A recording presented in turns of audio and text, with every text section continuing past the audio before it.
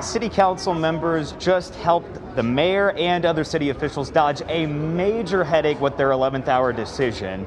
Council members approved both leases for Omaha Public Library's downtown branch and its administration offices, but it wasn't without conflict from some city council members like Vinnie Palermo, who maybe voiced the loudest concern, arguing that city council has been left out of the process.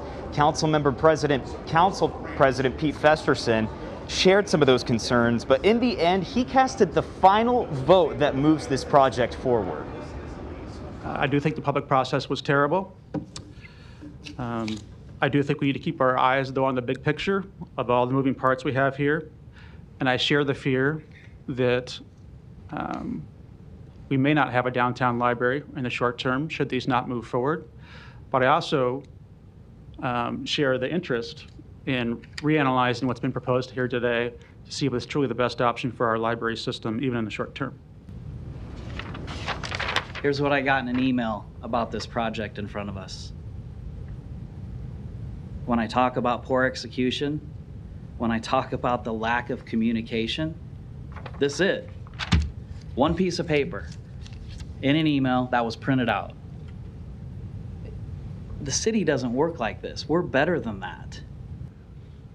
I think if we had better deliberation and discussion, we could have had, information to share with the council, which would have included the concerns besides what's at 1401 Jones, but new considerations. Are there other searches we can do to find a better spot? We've done a lot in our vision and fulfilling a vision for downtown that started decades ago. And now we're continuing that vision, and I think we all have an obligation to make sure we continue to do that. We can't get caught up on just one building or moving something a couple blocks. We have to look at the bigger picture. I really think this gives us the most options. And I know there's some that have asked for the mayor's commitment to be open-minded to other possible locations. And I think the way these leases are structured does exactly that. So the city will renovate the 30,000 square foot building at 14th and Jones.